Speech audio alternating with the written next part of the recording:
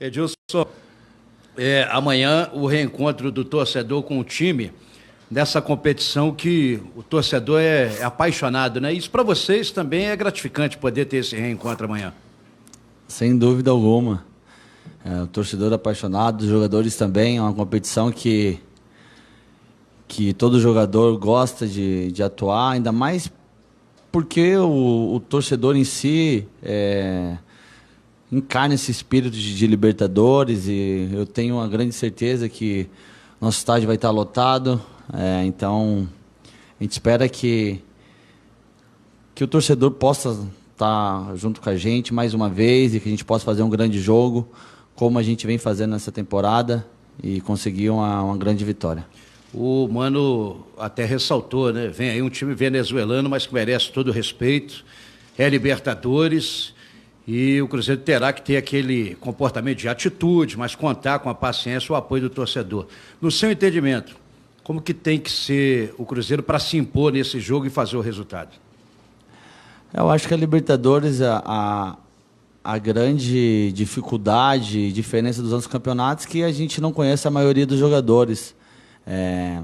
Independente de time, muda-se países, então isso dificulta bastante. Mas cabe a todos os jogadores pegar no banco de dados ali do pessoal do Cruzeiro, estudar o time deles, porque a gente espera um jogo super difícil, sim.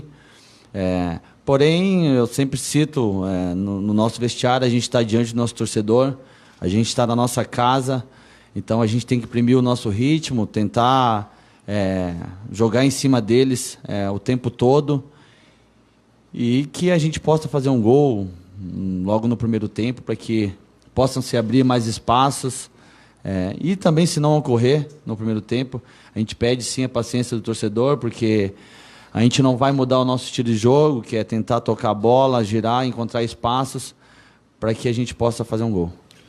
Agenda cheia essa semana. Deportivo Lara e depois o clássico com o América, semifinal, e aí o estadual pegando fogo a partir de agora. Sem dúvidas. Acho que já estamos vindo numa sequência boa de jogos. Acho que tudo que se passou antes da fase classificatória do Mineiro foi super importante. Eu sempre digo que foi uma preparação para que a gente chegasse em momentos decisivos como esse, no Campeonato Mineiro, na Libertadores. Então, e a nossa equipe está totalmente preparada para qualquer tipo de jogo, qualquer tipo de situação e até mesmo de sequência. O Dudu, juntamente com todos os seus auxiliares, fizeram um trabalho muito bom para que deixasse a gente em alto nível e preparado para tudo.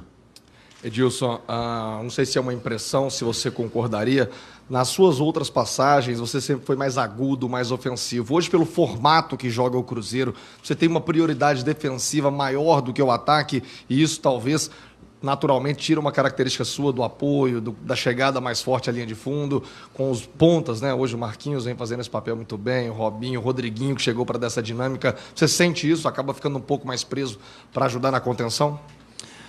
Eu acredito que com 32 anos a gente tem uma certa experiência de ter uma leitura muito boa durante o jogo. Nesse jogo agora, até estava pegando os dados ali com o pessoal, fui super intenso no primeiro e nos 15 minutos do segundo tempo. E depois, quando eu vi que estava 4-0, com o nosso time, depois entrou David e Marquinhos pelas pontas, então caras super ofensivos, não tinha por que eu ficar passando toda hora. Então eu tinha que estar ali para trás, para estar na retaguarda. Então acho que com o tempo a gente vai criando experiência e tendo a leitura que não é só atacar. Ainda mais jogadores de ataque que querem fazer gol ao tempo todo, que estão entrando e sabem que a disputa ali na frente ainda está cada vez mais forte, então eles querem fazer o gol. Então, se eu também fosse atacar, de repente poderia deixar um espaço. Eu acho que isso a gente adquire com o tempo. Eu sempre prezo pelo grupo, eu não me importo se eu não fizer gol. O que mais importa para mim é poder vencer. Então, acho que é esse o ponto que eu sempre prezo. Claro que vai ter jogos que vai estar 0-0 e que eu vou ter que atacar ainda mais. Então, é mais uma leitura mesmo e no momento certo, quando estiver precisando, pode ter certeza absoluta que eu vou atacar ainda mais. Sobre esse jogo da Libertadores, como é que é enfrentar esses adversários, né, que tem pouquíssimo conhecimento? Vai lá, tem uma imagem, né, alguma orientação que certamente a comissão técnica vai passar, mas basicamente é um adversário desconhecido e geralmente tem surpresa. O Cruzeiro pode aplicar uma grande goleada, pode ser um jogo duríssimo também, né, porque você não sabe o que vem pela frente. Como é que vocês se preparam diante dessa circunstância? Primeiro que toda a preparação passa por todos da comissão técnica do Mano, que ele passa tudo que as jogadas, os jogadores por onde atacam, onde eles são mais ofensivos, onde a gente pode explorar, onde eles podem dar uma brecha para a gente. Então, acredito que quando a gente joga assim, clube grande, como é o Cruzeiro, quando a gente quer ter objetivos grandes durante as competições, a gente tem que estar preparado para tudo durante os jogos, mas também buscar informação para que a gente possa realmente não ser surpreendido, ainda mais dentro de casa. Mesmo a gente não conhecendo muito a equipe do Deportivo Lara, a gente sempre espera jogos difíceis, porque a gente não conhece tudo do adversário, mas a gente tem que estar preparado para tudo, a gente tem que estar altamente concentrado. Eu acho que o nível de concentração tem que ser o máximo, até porque a gente venceu o primeiro jogo da Libertadores fora e a gente tem que confirmar essa vitória em casa para que a gente possa somar 6 pontos e liderar esse grupo. Exatamente essa confirmação que o time precisa, né, para se manter na liderança do grupo, ela vem junto com os jogos eliminatórios e também já a última partida do turno desse grupo da Libertadores. Então, a gente sabe que a preparação ela acaba sendo não só dentro de campo, né? Sem dúvida. Essa preparação, essa concentração, ela vem até mesmo nos treinamentos, até mesmo no nosso vestiário, todo mundo se cobrando para que a gente não possa entrar achando que a gente já venceu. A gente vai enfrentar um adversário no qual vai nos trazer muita dificuldade, mas a gente, como eu disse, a gente tem que estar ligado, tem que estar preparado para todas as jogadas de bolas paradas, tudo que o adversário possa oferecer perigo. Quando a gente está em um nível de concentração altíssimo, esses mínimos erros, acho que são apagados pela nossa concentração. Essa concentração, ela dos jogadores, a gente sabe que ela é máxima, mas a gente sabe que da arquibancada também ajuda um pouco, o torcedor às vezes fica um pouco ansioso, também saber segurar, principalmente esses jogos de Libertadores, onde o adversário, você acabou de dizer que não é tão conhecido, né? Uma equipe experiente como a nossa, com jogadores tudo vividos, todo mundo já jogou jogos grandes, não pode se deixar levar pela empolgação da nossa torcida. A gente sabe que o torcedor está ali, que quer o resultado o mais rápido possível, mas a gente tem um estilo de jogo e a gente tem que rodar a bola, ter a paciência para que a gente possa encontrar o espaço. Eu tenho certeza absoluta que o time deles vai vir bem fechadinho. Como a maioria vem jogar no Mineirão, e se a gente se apavorar, tentar tocar e entrar de qualquer forma, é tudo que o adversário quer. Então a gente tem que estar sábio durante todo o jogo, toda a partida, concentrado. A gente espera sim que o torcedor nos apoie o tempo todo e que quando tiver que ter essa paciência, que eles tenham, porque a nossa equipe vai demonstrar que vai querer buscar o jogo e buscar o gol o tempo todo. Mas às vezes a gente vai encontrar uma dificuldade e isso é normal durante a competição. Edilson, você começou falando aí na coletiva sobre o quanto o torcedor e também os jogadores amam essa competição, né, a Libertadores, e foram 2 semanas de adiamento dessa partida, vendo adversários do Brasil, da América Latina, entrando em campo. Pode-se dizer que ficaram com saudade da Libertadores? Sem dúvida. Houve o primeiro adiamento da partida de quarta para quinta, né? De quarta para quinta, e a gente veio, concentrou, fomos embora, mas a gente entendeu perfeitamente o que vem acontecendo com o país da Venezuela. A gente lamenta muito, é de muita tristeza tudo isso que vem acontecendo, e E a única coisa que a gente não queria é que a equipe deles fosse eliminada e que a gente ganhasse por WO. Acho que por justiça eles tinham que jogar, é o direito deles e de repente eles não têm, o clube não tem culpa por tudo isso que vem acontecendo. Mas a ansiedade era muito grande por ver sim, outros times jogando, mas agora o time já está aí, eu tenho certeza que vai ter esse jogo. A nossa torcida também está ansiosa e a gente espera transformar essa ansiedade em uma festa bonita, em um jogo bonito e que a gente possa fazer um dos melhores jogos do ano para a gente. Vai ser a estreia do Cruzeiro em casa, né, na Libertadores esse ano, e nos últimos 10 jogos, desde 1997, o Cruzeiro não perde uma estreia em casa. São 7 vitórias, 3 empates. A gente sabe que tabu de nada serve se não for feito algo de positivo em campo. Mas é legal saber que o Cruzeiro tem se demonstrado tão forte assim, a estreias em casa no cenário da América Latina. Sem dúvida, eu acho que um dos números que eu peguei lá atrás, que o Cruzeiro nunca saiu na fase de grupos, acho que isso também é um dado muito importante.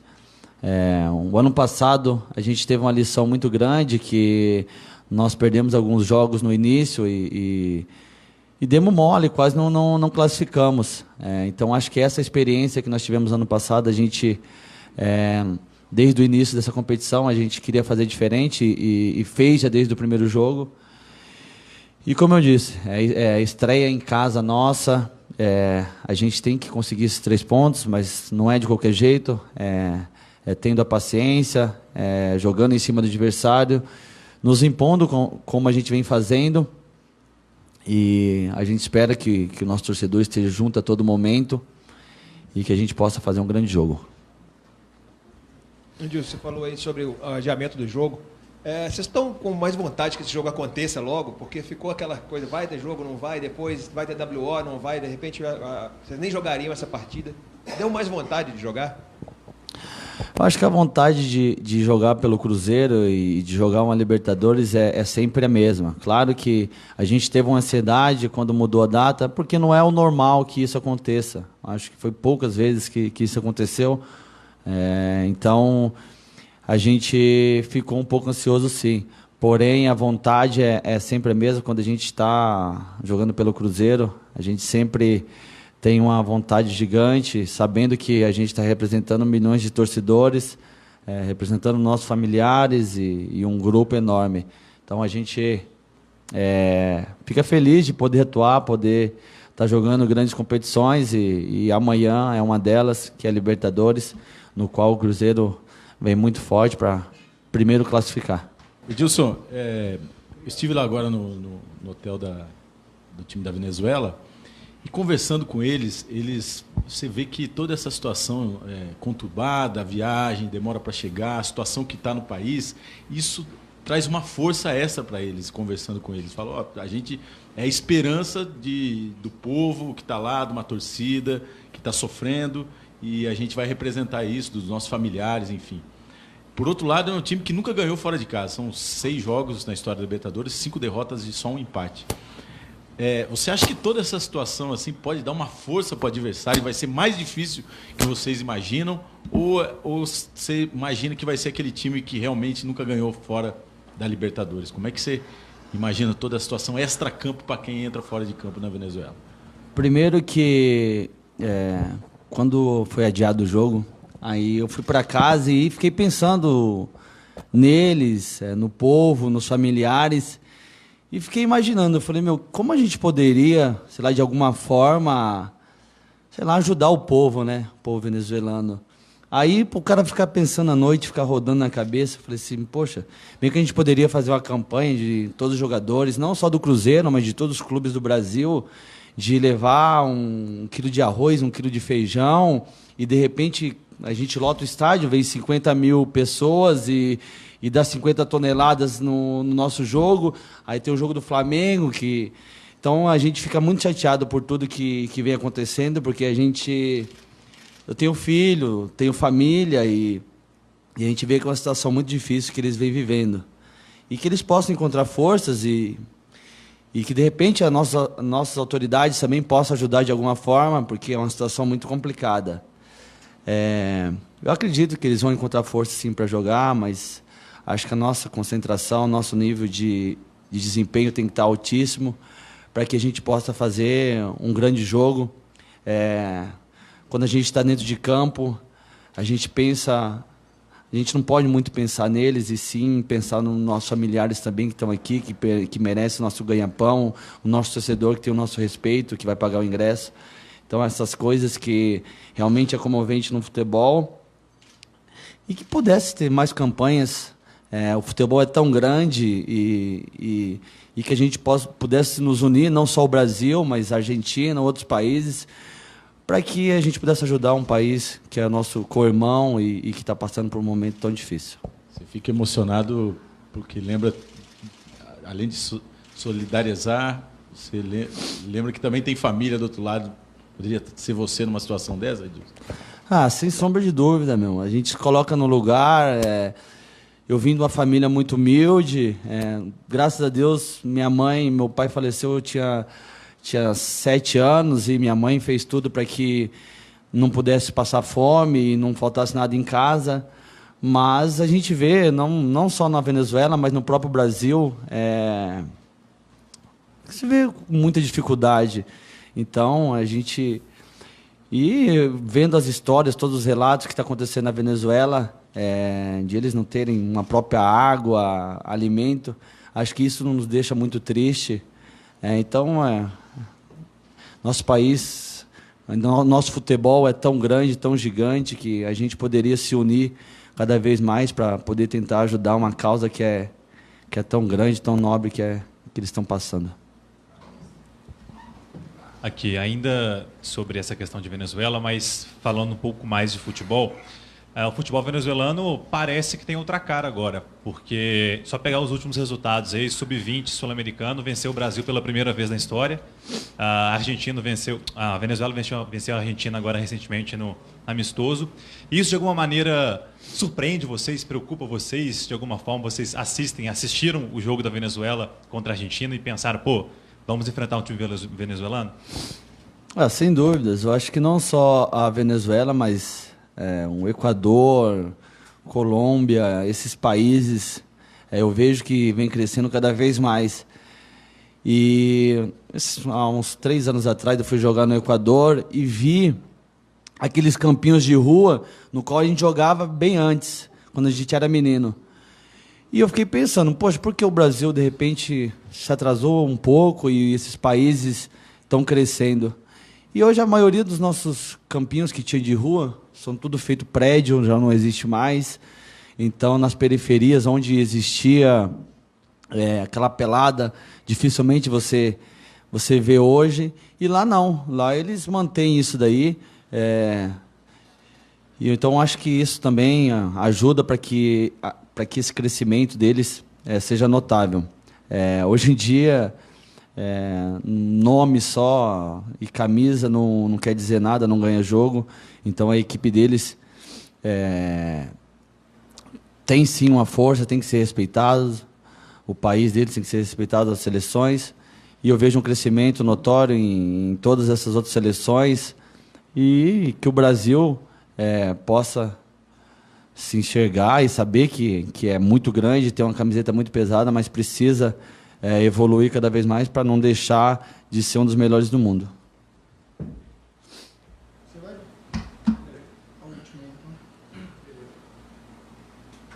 Ô Edilson, você se emocionou aí falando da situação do Deportivo Lara. Eu queria saber de você o seguinte, o quanto que é importante no futebol esse olhar para o rival, superando rivalidade, superando esse tipo de coisa, né? A gente até prefiro não abrir, mas eu pude observar também uma situação bacana de você na volta lá do jogo da Argentina em Buenos Aires. E quanto que é importante a gente olhar para o próximo assim, com amor, com carinho e deixar um pouco essa rivalidade de lado?